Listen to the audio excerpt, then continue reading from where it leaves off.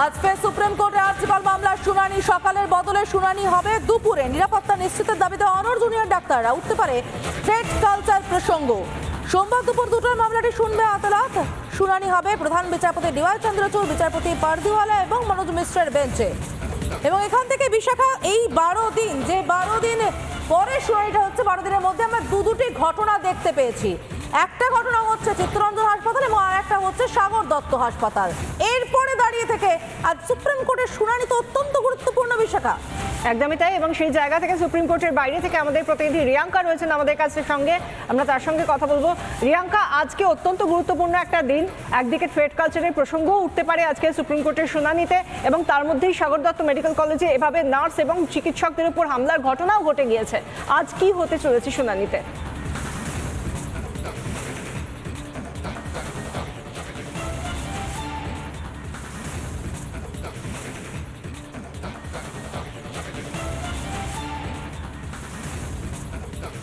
ডাক্তারদের প্রতি হুমকি এবং ডাক্তারদের প্রতি হামলা, এতে কোনো কম নেই, সেটা দেখাই যাচ্ছে। 12 দিন পর আজকে আবার শুনানির পর্ব শুরু হবে দুপুর 2টোয়। CJI bench DY Chandrachud, Pardiwala এবং মনোজ মিশ্রা, এরা তিনজনেই আবার রাজ্য সরকারের দিক থেকে দলিল শুনানি শুরু করবে। আমরা দেখতে পেয়েছি এই লাস্ট কয়েক দিনের মধ্যে প্রায় 2টো স্টেট রান হসপিটালসে কলকাতায় নানান হুমকি দেওয়া হয়েছে, নানান থ্রেট দেওয়া হয়েছে, এবং ডাক্তারদের মধ্যে যেই আক্রোশ এবং যেই ভয় সেটা কম নেই। রাজ্য সরকারের দিক থেকে নানান দলিল রাখা হয়েছিল যে তাদের নিরাপত্তা দেওয়া হবে, কিন্তু সেইটা দেখা যাচ্ছে যে ফেল হয়ে যাচ্ছে।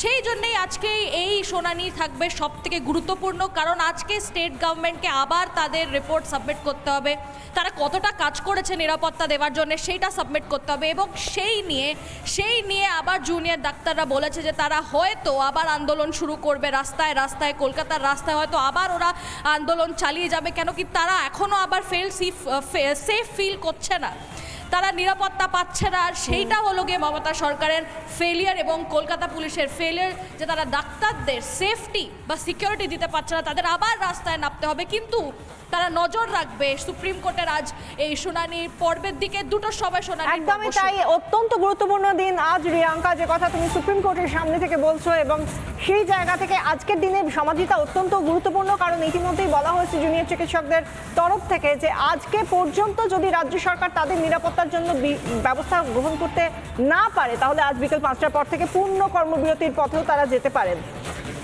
সাগর দত্ত মেডিকেল কলেজ হাসপাতালের নার্স ও স্বাস্থ্যকর্মীদের মারধরের ঘটনায় প্রতিবাদে লাগাতার কর্মবিরতি চলছে। হাসপাতালের জুনিয়র চিকিৎসকদের নিরাপত্তার চেয়ে কর্মবিরতি, হাসপাতালের বাইরেই অবস্থান জুনিয়র চিকিৎসকদের। এরই মাঝে কিন্তু বিশাখা, যেরকমটা বলছিলে তুমি, সুপ্রিম কোর্টের শুনানি নিশ্চিতভাবে সাগর দত্তের ঘটনার কথা উঠবে, চিত্তরঞ্জনের ঘটনার কথা উঠবে।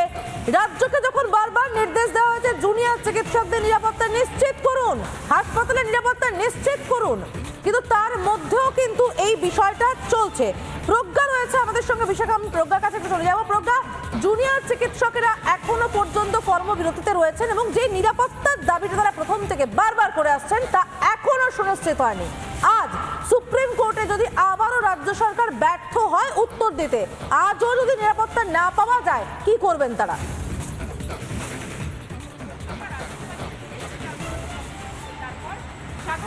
একদমই, দেখো এখন আমি দাঁড়িয়ে আছি সেই সাগর দত্ত হাসপাতালে যে অবস্থান মঞ্চ তার সামনে, আর সেই ছবিটা তোমরা দেখতে পাচ্ছ যেখানে জুনিয়র ডাক্তাররা লাগাতার আজকে 3 দিন ধরে এখানে তারা কিন্তু তাদের দাবি দাবা নিয়ে তারা কিন্তু কর্মবিরতি পালন করছেন।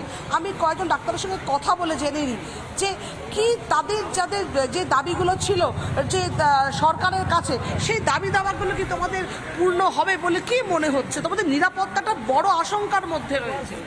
আমরা বারবারই যখনই এরকম ঘটনা ঘটে তখনই শুধু আশ্বাস পাই, কিন্তু আলটিমেটলি প্র্যাকটিক্যালি গ্রাউন্ড লেভেলে জিরোটা জিরোই থেকে যায়, কোনোদিন 0 থেকে 10 পর্যন্ত এগোতে দেখিনি। প্রত্যেকবারই আশ্বাস চলছে, দেখা যাক এখন কত তাড়াতাড়ি এই সমস্যার সমাধান হয়, সরকার করতে আগ্রহী কিনা সে ব্যাপারেও আমরা বুঝতে পারছি না কিছু।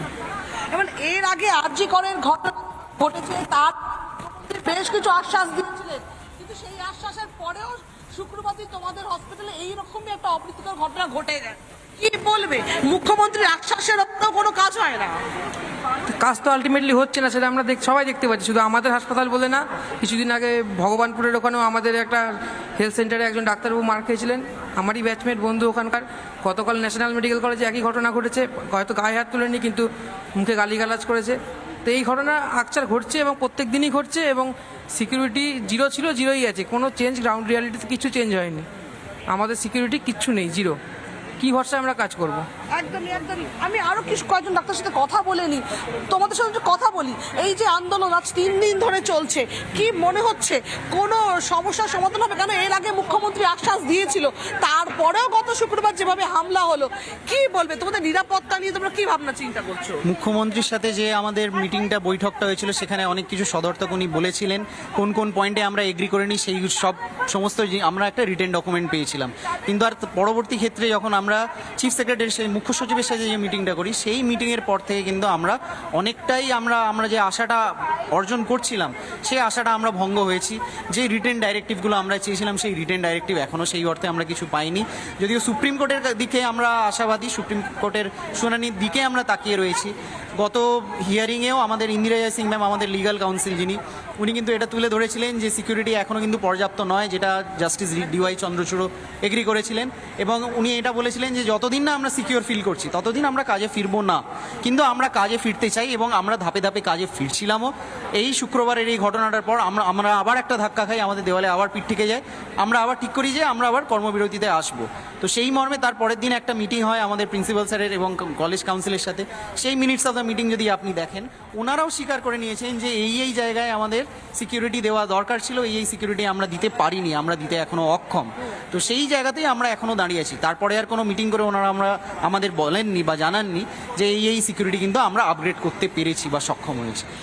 আজকে তো সুপ্রিম কোর্টের একটা শুনানি আছে, তোমাদের পরবর্তী পদক্ষেপ কি হতে চলেছে? সুপ্রিম কোর্টের শুনানি যেটা হবে, সেখানে কিন্তু আমাদের এই যে পুরো ইনসিডেন্টটা, আমাদের এখানে কটা সিসিটিভি লাগানোর কথা, কটা লাগানো হয়েছে, কটা সিকিউরিটি পার্সোনেল দেওয়ার কথা, কটা দেওয়া হয়েছে, এবং এই যে আপনি দেখতে পাবেন, ঘুরলেই দেখতে পাবেন যে এই যে সিআইএসএফ কমান্ডো পড়া যে জামা পড়া যে ম্যানুয়াল স্ক্যাভেঞ্জার এবং সুইপার, তাদেরকে যে সিআইএসএফ কমান্ডো জামা পরিয়ে সিকিউরিটি সাজানোর যে ব্যাপারটা, এই পুরো জিনিসটা কিন্তু আজকে আমরা সুপ্রিম কোর্টে তুলে ধরবো। নিরাপত্তা নিশ্চিত করতেই হবে, চিকিৎসকেরা প্রথম থেকে এই দাবি করে যাচ্ছেন এবং নিরাপত্তা নিশ্চিত না হওয়া পর্যন্ত বিশাখা আন্দোলন চলবে। আমরা দেখতে পাচ্ছি পূর্ণ কর্মবিরতিতে রয়েছেন সাগর দত্ত মেডিকেল কলেজ হাসপাতালের, এবং তারপরেও জুনিয়র ডক্টরস ফ্রন্টের তরফ থেকে আলাদা কর্মসূচিতে নেওয়া হয়েছে। চিত্তরঞ্জন ন্যাশনাল মেডিকেল কলেজেও হুমকির অভিযোগ, মদ্যপ অবস্থায় চিকিৎসকদের হুমকির অভিযোগ, চিকিৎসক শাশ্বত সাহাকে রোগীর পরিজনদের হুমকির অভিযোগ। গতকাল আহত এক রোগীকে হাসপাতালে আনা হয়, রোগীর শারীরিক পরিস্থিতি দেখে অস্ত্রোপচারের কথা বলেন চিকিৎসকরা, কিন্তু রোগীর পরিবার বলেন প্রাথমিক চিকিৎসা করার কথা। এ নিয়েই রোগীর পরিজন চিকিৎসকদের মধ্যে বচসা শুরু হয়, চিকিৎসকদের খুনের হুমকির অভিযোগ দেওয়া হয়েছে। এই অভিযোগকে সামনে রেখেই বেনিয়াপুকুর থানায় অভিযোগ দায়ের।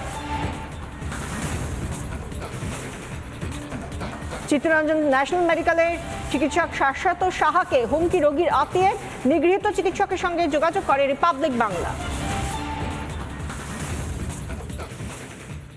এই সিএনএমসিতেও দেখা যায় যে চিকিৎসকের উপর হামলার ঘটনা, এবং আপনি বেনিয়াপুকুর থানায় একটা অভিযোগও দায়ের করেছেন।